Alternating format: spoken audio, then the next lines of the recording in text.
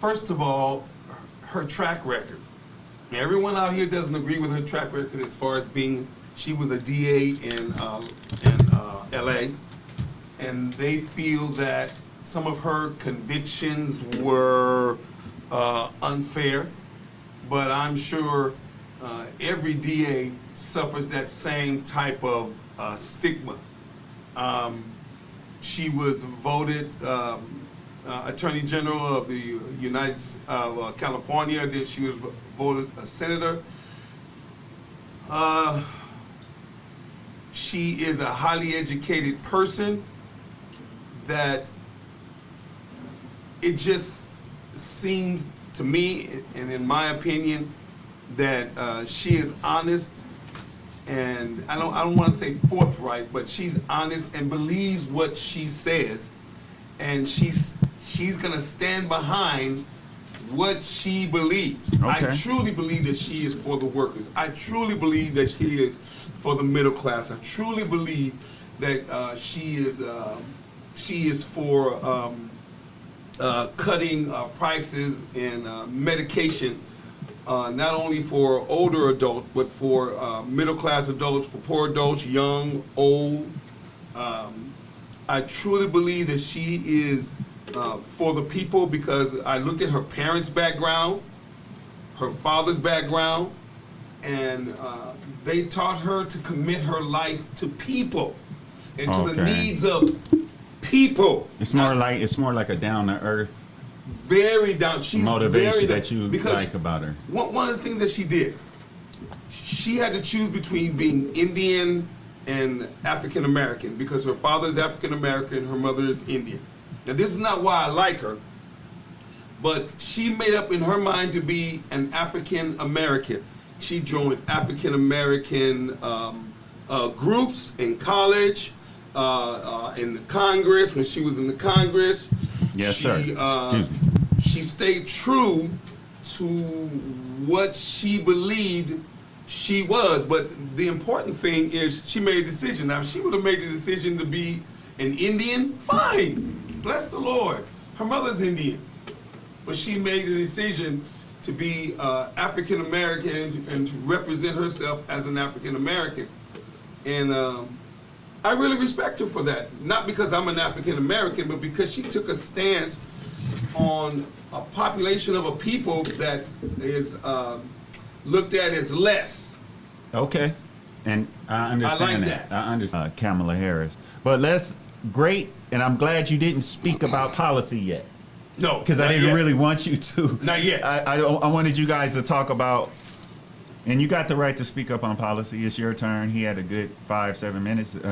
You got good 10 minutes. If you have a few more things you want to say. No, I'm good. All right. All right. So now, Nadeem Mustafa, everyone. All right. So again, I'm Nadeem, and it was actually very interesting because I think I did some notes here, and I think I'm going to cover some of the same things, but yet it's a little bit on the opposite side. So it's kind of interesting because we didn't share our notes or did we talk or anything, but I think we're going to cover a lot of the same things. And just one of the interesting things that I think there's so much to cover and so many things to do that, I don't know how much stuff we're going to be able to cover because it's just overwhelming. We got to get 2 hours. Okay. All right. Well, I'm here. So, as long as Wade, you're ready to hang out, I'm game too.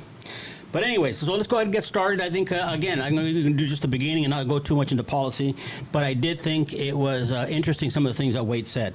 But I'm going to start out, of course, I think you guys can all figure out that I am voting for Donald Trump. And the reason why, I said, first of all, I said, Donald Trump has an absolute proven track record with 4 years as a president. And he is also a proven businessman, and that's a very unique thing that we can actually have two different candidates that have both been basically in the presidency and the vice presidency, so they've been there up at the top, and it allows us to be able to compare the performance of the two different parties. Now, based on that, with Trump, we've always seen it's obvious that a businessman, I feel, can run a country, better than a lifelong politician or somebody that has never even run a business nor had any employees. So, and again, we just have the opportunity to see the differences between those two people, or those two parties. And I'm not going to get too much into it right now, but we have seen what's happened in the last 3.5 years with the the Biden-Harris campaign. Now, here's where I thought it was funny, because I say some people, and I'm going to include in this some people my mother, okay?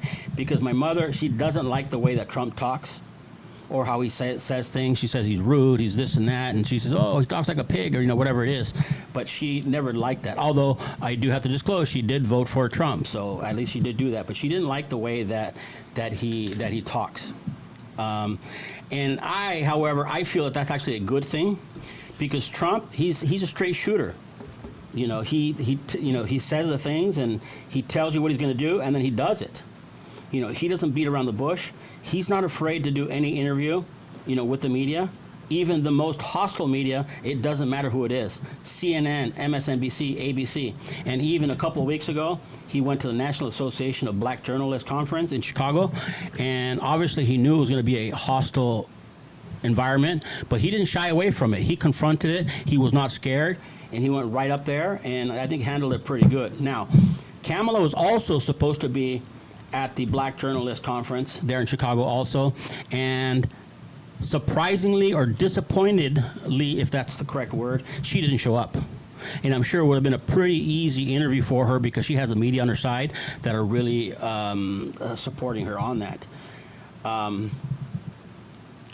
In addition to that, Kamala has done absolutely zero live interviews by herself with any media outlet. The CNN one that she did was 17 minutes, and it was pre-recorded, and she had Waltz there next to her, which I call the little, support puppy next to her, because she didn't do it alone. And again, it wasn't a live interview. And Trump does it on a daily basis, multiple times a day, always answers questions. In addition to that, Kamala was boarding her airplane, I guess yesterday, and she had earpods on, and she ignored everybody's question and just does not take any questions at all.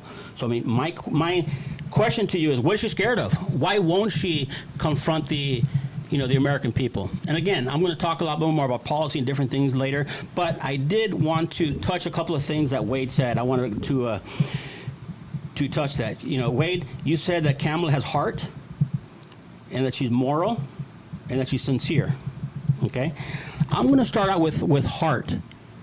A person that you say that has heart, that incarcerated thousands and thousands of people, and probably 80-90% of these were black Americans, and put them in prison for drug use or for marijuana use, and then she joked on a radio interview that she also used marijuana. And you say that's moral and that's heart. In addition to that, there was one person that was on death row, and she had the evidence to get him released, and she didn't do it. Okay, so we have two. Okay, and I'm going to go again. Somebody who knows that there's an innocent party in prison, that she put them there and leaves them there, that's not heart to me. That's not moral to me. Okay? Now, going back to moral, I'm not going to go here, but I'm just going to mention it just to mention it. You're talking about moral and all these things, and again, it doesn't matter to me, but you do have the whole situation that happened with Willie Brown. Again, I'm not going to get into it, because everybody, I think, understands what I'm talking about and how that happened. But I'm just responding back to the heart and the moral and the sincerity. Now, the track record with the D, I think we already talked about that a little bit. And what does she believe? Well, I got a question to you guys, because maybe it's something that I missed, and I've been researching it. But what does she believe? Because I haven't seen any of her policies. I haven't seen anything. She doesn't confront the American people. She's hiding. That's not fair to the American people. I mean, to me, it's an insult.